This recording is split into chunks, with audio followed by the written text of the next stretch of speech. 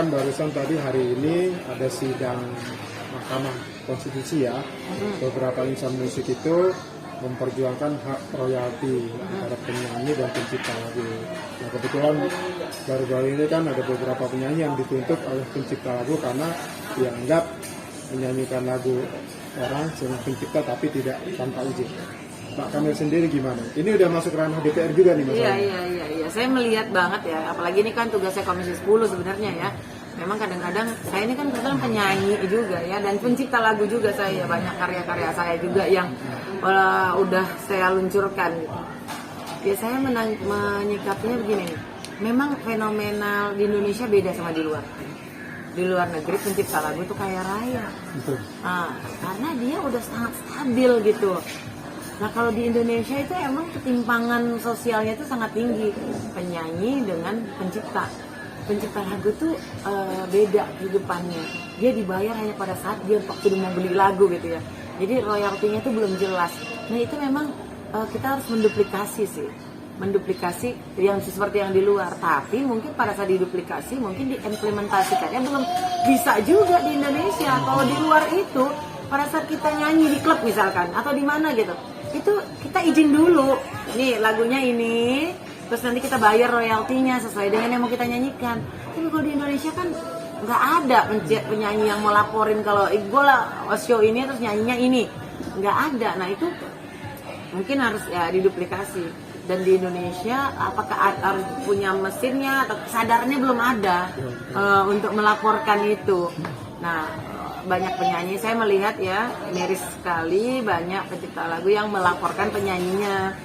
Tapi kadang-kadang memang nggak bisa disalahkan juga penyanyinya, yaitu karena itu penyanyi kan biasanya nyanyi ya, biasanya kan ada manajemen yang mengatur, mungkin dia nggak terlalu mendalami harus melapor kemana, jadi itu memang belum jelas sama sekali. Nah kadang-kadang pengkolek itu juga kadang-kadang nggak jelas membagikan itu iya dari mana ya.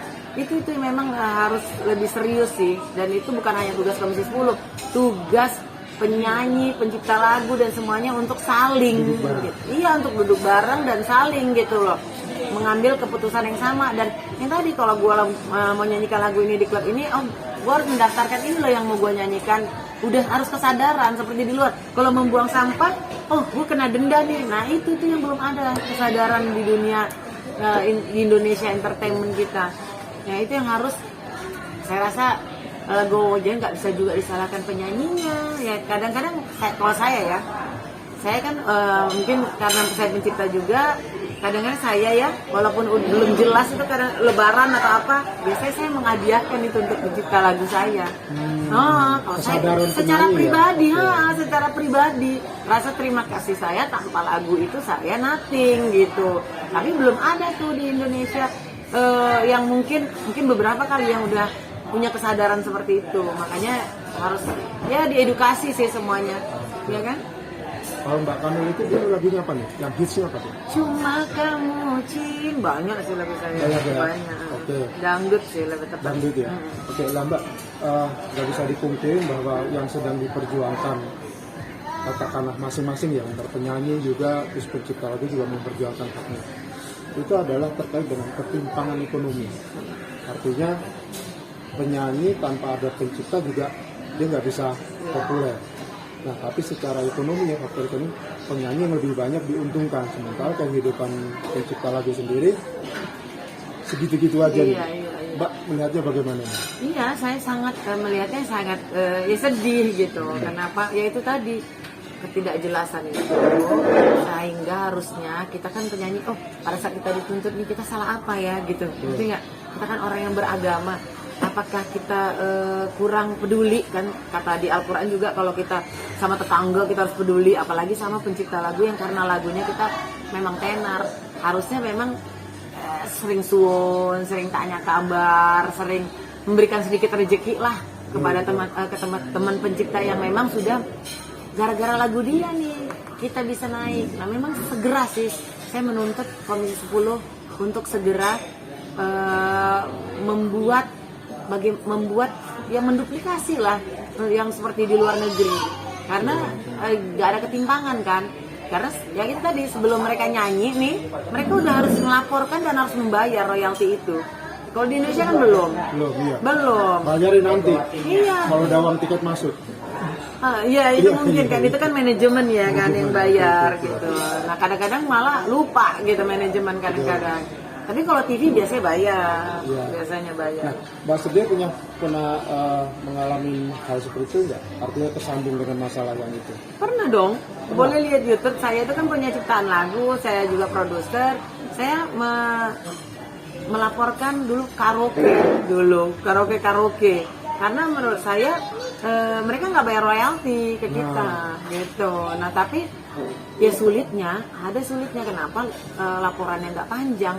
Yaitu belum apa-apa arranger harus dipanggil. Mereka takut loh, takut untuk memberi kesaksian arranger itu. Jadi udah ada sistem, udah deh biarin aja laguku dibajak. Toh juga terkenal juga nanti, biarin aja. Nah itu akhirnya ya memang ya udah deh, yuk. Makanya aku mau ke politik itu untuk yuk sama-sama, kalau aku ya ataupun aku bisa berdiskusi sama teman-teman ya, itu tadi menduplikasi sih. Di luar tuh seperti apa, pelan-pelan kita belajar. Saya yakin Indonesia itu kan masyarakatnya cerdas-cerdas ya kan, dan juga mau peduli. Sekarang udah nggak ada tuh pembajakan. Dulu kita ikut membasmi pembajakan. Sekarang pembajakannya udah dengan sistem yang berbeda. Nah, kalau pencipta itu saya rasa duduk bareng aja, bagaimana mereka bisa diperdulikan. Ya kan, ibaratnya berteman nih. Satu rezekinya naik banget, satu rezekinya di bawah. Nah, itu kan sehingga ya pastilah mereka marah gitu. Itu sih. Oke, terakhir Mbak, kalau dari saya tema ini, berapa kerugian dari itu tadi yang tidak terdata dengan baik, dengan pasti, dari royalti yang harus diterima Mbak dari lagu-lagu yang ada di karaoke? Nah, memang ya, kan tadi saya bilang hitungannya tuh nggak jelas. Nah, kalau menurut, kan kita udah diskusi nih, kalau menurut mereka lagu yang terkenal, nah itu akan diberi lebih. Tapi beri lebihnya itu suka-suka yang kolek, ya kan? Nggak tahu. Terus karena kalau lagunya nggak terkenal, ya dikasih rokok seadanya, gitu. Oke.